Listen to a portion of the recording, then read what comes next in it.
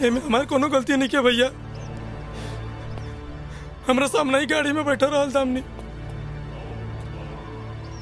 Plan हमार, जगह हमार और शिकार गायब।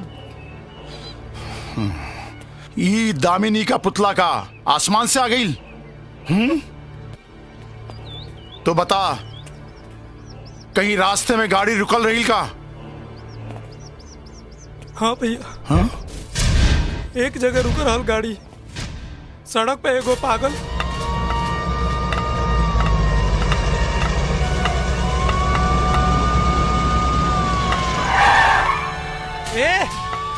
अरे हटना, दिक्कत नहीं है क्या रे? साइड हटा, अरे साइड हट पागल।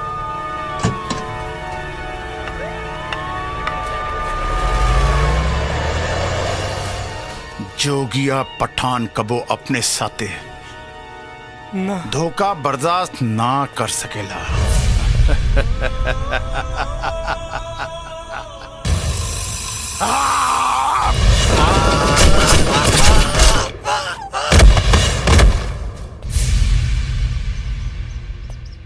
अर्जुन!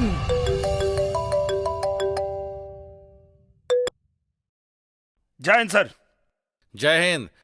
हाँ अर्जुन बोलो, सब तो ठीक है ना वहाँ? एक ब्रेकिंग न्यूज बा सर। क्या न्यूज है? डीएसपी अभिमन्यु के मर्डर के चश्मदीद गवाह दामिनी के यादाश्त वापस आ गए बा सर, और वो जोगिया पठान के खिलाफ गवाही देवे जा रहल बाड़ी। अब जोगिया पठान के केहू न बचा सकेला सर। वाह अर्जुन, हमें तुम पे गर्व है। Thank you sir. All the best. जय हिंद। जय हिंद।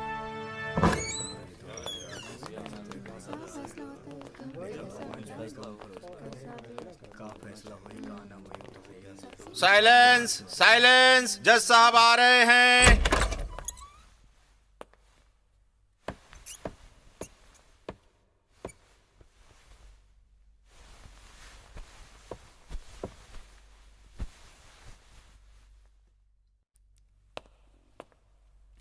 मिलॉर्ड, अपनी आंखों के सामने अपने पति की भयानक मौत देख करके दामिनी जी को ऐसा शौक लगा कि इनकी याददाश्त चली गई। ये रही इनकी मेडिकल रिपोर्ट मिलॉर्ड।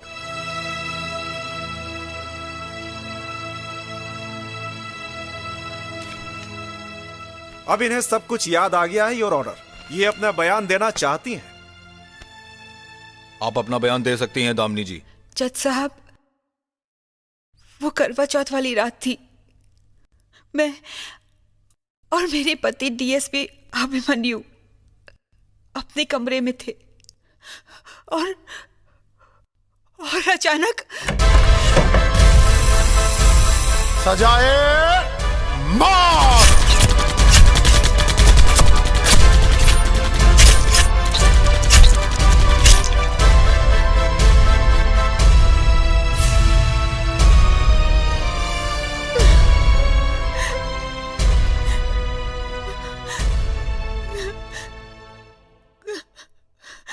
ये अदालत अभिमन्यु मर्डर केस में जोगिया पठान को गिरफ्तार कर उस पर मुकदमा चलाने का आदेश देती है और साथ में पुलिस को हिदायत देती है कि वो दामिनी जी की सुरक्षा का पुख्ता इंतजाम करे।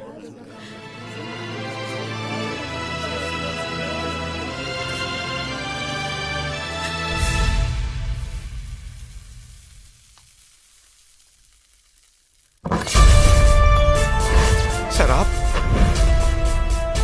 जय हिंद सर। Shut up!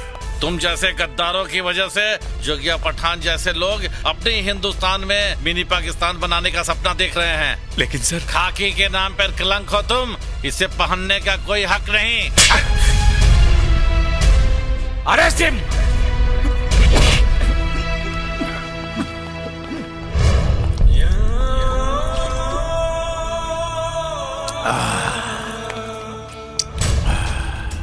अर्जुन!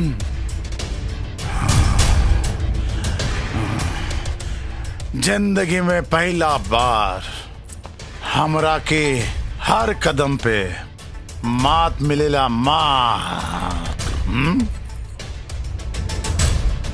अब चूहा बिल्ली का खेल खत्म। अब आर पार की लड़ाई हुई।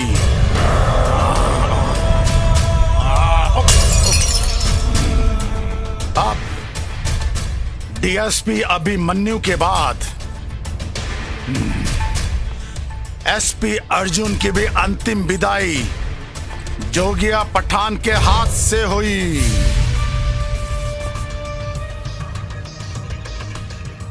आज के मिशन बहुत महत्वपूर्ण बा। आप सबके पता बा सलेमपुर में जोगिया पठान के का हैसियत बा। आज तू लोगन के और सलीमपुर के मालिक जोगिया पठान के इज्जत और साम्राज्य के सवाल बा। ये एसपी अर्जुन जगलर बा, जगलर। जैसे सुभाष चंद्र बोस के फौज हिंदुस्तान की आजादी की खातिर अपने जान के परवाह न कैलस, वैसे ही सलेमपुर की आजादी की खातिर जान हथेली पे लेके इस मिशन के पूरा करे के बाद आज जोगिया पठान को गिरफ्तार करे आने वाला एक एक पुलिस के चुन चुन के मारे के पड़ी, भले ही उनके शरीर के खून से खाकी का रंग लाल हो जाए। जय हिंद! जोगिया पठान की जीत हो! जीत हो! जोगिया पठान की जीत हो! जीत हो! माउंट! जल्दी पोजीशन!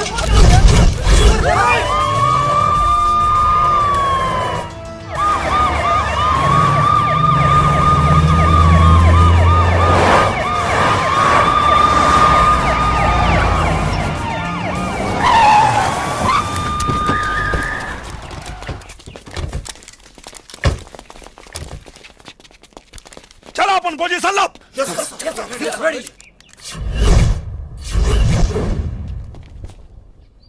अंदर ही बा।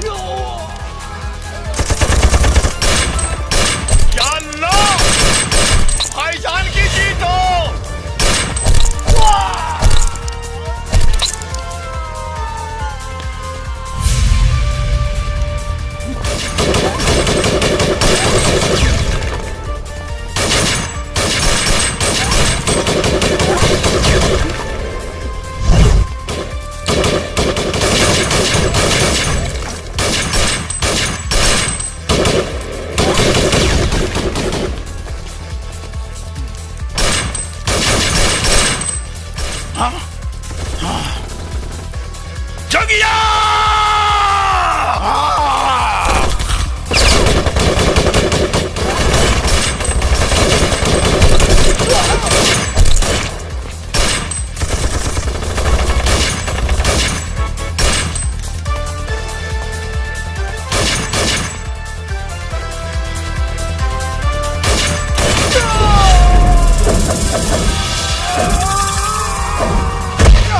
जोगिया पठान!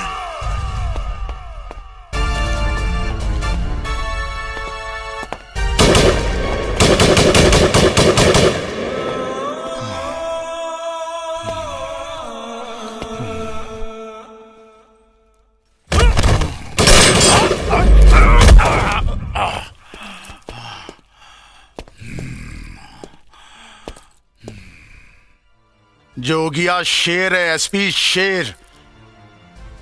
और शेर अपन शिकार अपने पंजा से ही करेला। हथियार की जरूरत तोहरे जैसे कमजोर लोगन के ही पड़ेला। बहुत गलत फहमी बा जोगिया पठान। आज तक हथियार और गुंडन के दम पे जोगिया नाम के गीदड़ शेर बन के घूमत रहे, लेकिन आज दुनिया के पता चली और तोरा के भी कि के शेर बा और के गीदड़।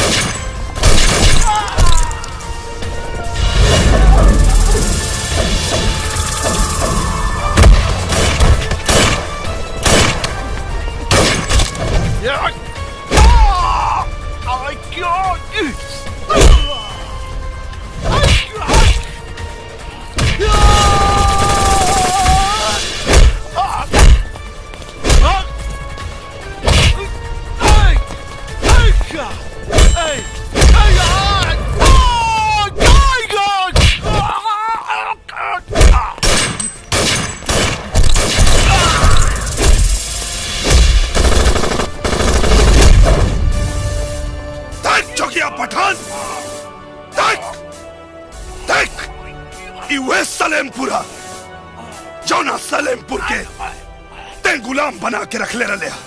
हिंदुस्तान आजाद हो गई, लेकिन आजादी के 68 साल बाद भी सलेमपुर आजाद ना भाई। जगला रही हम, जगला पाकिस्तान में बैठल तू अपने नाजायज बाप लोग के दम पे सलेमपुर के मैंने पाकिस्तान बनावे के सपना देखत रहे। तो तोरा जैसन इस सपना देखे वाला हर देशद्रोही के पता होके के चाहिए कि नेताजी सुभाष चंद्र बोस के जैसा और यहाँ एक भी आजाद हिंद फौज के सिपाही अगर जिंदा रही और हमरा जैसन जगला रही तो तोनी के सपना कभी पूरा ना हुई।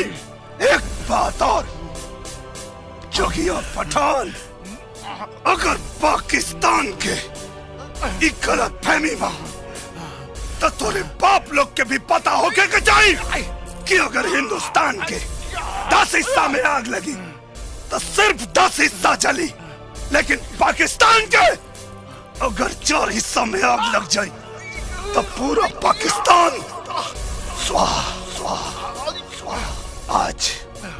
आज तोरा मौत के साथ साथ सलेमपुर आजाद होकबे करी। पाकिस्तान में बैठल तोरा नाजायज बाप लोग के पिछवाड़ा भी फाड़ जाए। हाथ जोगिया पठान, हाथ सकेले तो भाग। रहे नेताजी के, हो रहे नेताजी के है अरमान रे, हमर देशवा में बसी न परान रे, हमर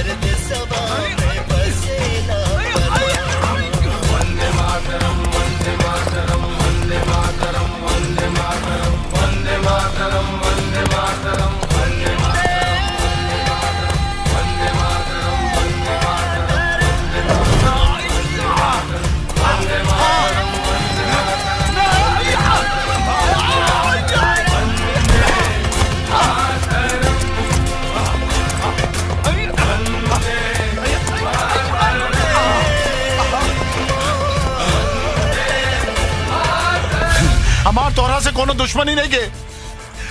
वो डीएसपी अभिमन्यु तो आज कुछ न लागेला। छोड़ दे हमरा के, छोड़ दे।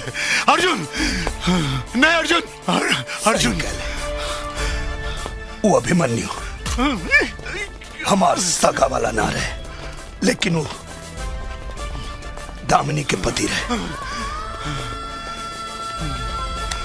तोरा से हमार कोनो पर्सनल दुश्मनी नहीं के, लेकिन सलेमपुर के लोगन के गुलाम बना के सबके अपन दुश्मन बना ले बाड़े। अब सलेमपुर के लोग तोर खून देके तो के दुनिया से आजाद करिए।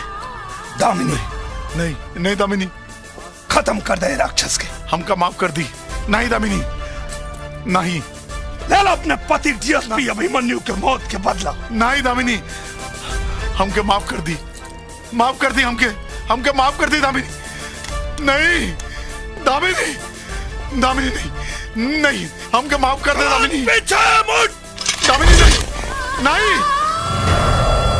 माफ कर दिया।